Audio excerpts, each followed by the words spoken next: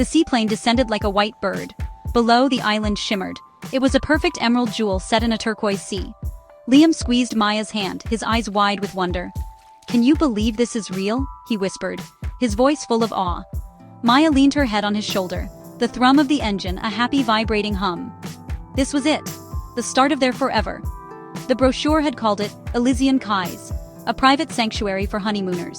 Every picture had shown pristine white sands, overwater bungalows with glass floors, and couples smiling, bathed in golden sunlight. It was a promise of perfection, a world away from everything they knew. Their bungalow was even better than the pictures. It floated above the crystal-clear water, connected to the main island by a winding wooden boardwalk. Inside, a bottle of champagne chilled in an ice bucket. Rose petals were scattered across the enormous, cloud-like bed. Through the glass floor panel, they could see colorful fish darting through the coral below. It was impossibly romantic, a fantasy brought to life. They spent the first day in a blissful haze, swimming in their private infinity pool, toasting to their future, and feeling like the only two people in the world. The air was warm and smelled of salt and sweet hibiscus flowers. This was paradise. That evening they dined on the beach. Torches flickered, casting long, dancing shadows on the sand. The food was exquisite, the service impeccable. The resort manager, a man with a disturbingly fixed smile named Mr. Allister, stopped by their table. "We do hope you're enjoying the unparalleled Elysian experience," he said, his voice smooth as silk but his eyes cold as glass. They assured him they were. They met another couple, Ben and Chloe, who were just as enchanted as they were. They laughed and shared stories, feeling a sense of easy camaraderie. It was the perfect end to a perfect day. As they walked back to their bungalow, hand in hand under a canopy of brilliant stars, Maya shivered. "A bit chilly?" Liam asked, pulling her closer. It wasn't the temperature. For a fleeting moment, a strange feeling had washed over her. A sense of being watched. She glanced back toward the dense jungle that formed the island's core. It was just a wall of impenetrable darkness. She shook her head, dismissing the feeling. It was just the champagne and the overwhelming newness of it all. They were safe. They were in paradise. She was sure of it.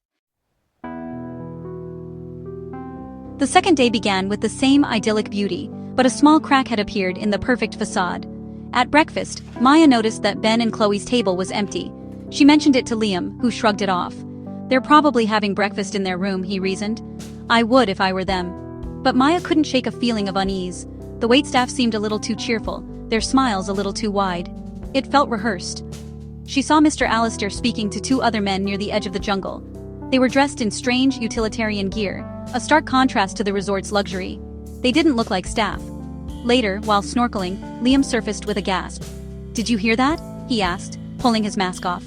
Maya hadn't heard anything but the gentle lapping of the waves. "It sounded like a scream," he said, his face pale. "Far away. From the jungle." They both stared at the dense green wall of trees. The sounds of exotic birdsong suddenly seemed menacing, like a warning. The silence that followed was heavy, profound. The feeling of being watched returned, stronger this time. The water, which had felt so inviting just moments before, now seemed cold and deep, hiding unknown things in its shadows. That night, the feeling of dread was a physical presence in their bungalow. Every creak of the wooden structure made them jump. The wind whistling through the thatched roof sounded like a whisper. Around midnight they heard it, a distinct sound from outside on their private deck, a soft, scraping noise. Liam grabbed the heaviest thing he could find, a glass water pitcher. He crept to the door, his heart pounding a frantic rhythm against his ribs. He peered through the blinds. He saw nothing but the moonlit boardwalk and the dark, shimmering water. The sound was gone, but they both knew it had been real. Sleep was impossible. They sat huddled together on the bed, the lights on, speaking in hushed tones. "Something is wrong here, Liam," Maya said, her voice trembling. "Ben and Chloe are gone, that sound in the jungle. Now this."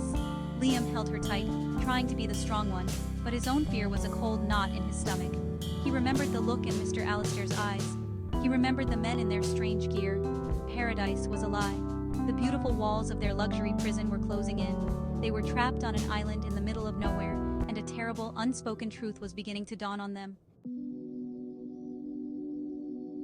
The truth came with the morning light. It was delivered by a small, unmarked tablet left on their doorstep. There was no friendly greeting, no offer of breakfast, just a single video file. With trembling hands, Maya tapped the screen. The face of a terrified man filled the display. It was Ben. He was running, panting, through the jungle.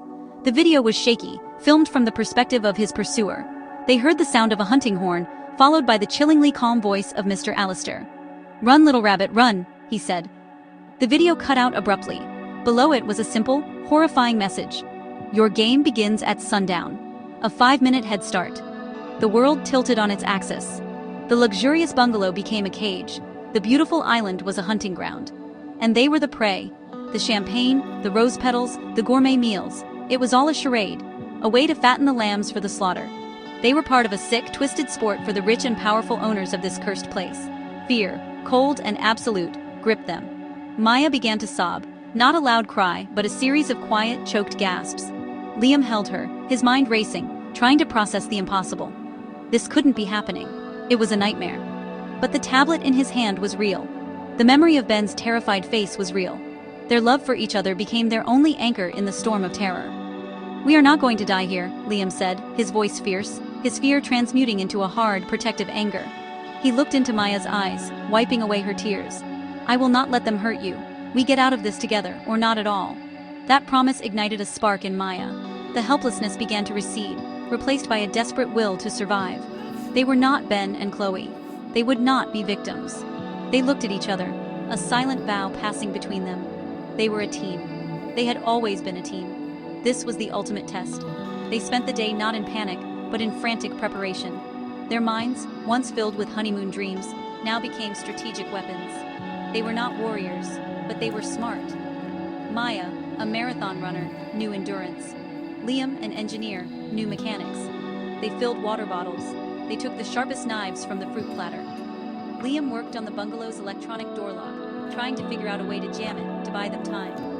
Maya studied a decorative map of the island on the wall, memorizing the topography, looking for rivers, caves, anything that could offer cover. Fear was still there, a constant hum beneath the surface, but it was now fuel for their fight. As the sun began its descent, painting the sky in hues of orange and blood red, they were ready. They didn't wait for the 5-minute warning. Liam had managed to short out the lock on the service entrance at the back of the bungalow. Slipping out, they didn't run for the jungle's edge, where they would be expected. Instead, they slid silently into the water beneath the boardwalk. The cool water was a shock, but it hid them in its dark embrace. They swam from pylon to pylon, moving away from the main resort, their breaths held until their lungs burned. They could hear the distant, chilling sound of the hunting horn. The game had begun. But the players were not where they were supposed to be. They made it to a deserted stretch of shore, far from the manicured beaches. The jungle was a terrifying living entity at night, filled with strange calls and unseen movements. But it was also their only hope for cover. Using the map she had memorized, Maya led them north, toward a series of small waterfalls she had identified. They moved slowly, carefully, every snapped twig sounding like a gunshot in the oppressive silence. Liam held the small, sharp knife, his knuckles white. They were no longer honeymooners. They were survivors, stripped of everything but their wits and their devotion to one another. Their love wasn't in soft whispers anymore. It was in the steadying hand on a back, the shared canteen of water, the silent, reassuring glance in the dark. Hours later, exhausted and covered in scratches, they found a small cave hidden behind one of the waterfalls Maya had pinpointed. It was damp and cold, but it was shelter. They huddled together for warmth, listening to the cascading water that masked any sounds they might make. They could occasionally hear the faint shouts of their pursuers, the beam of a flashlight cutting through the distant trees. The hunters were frustrated.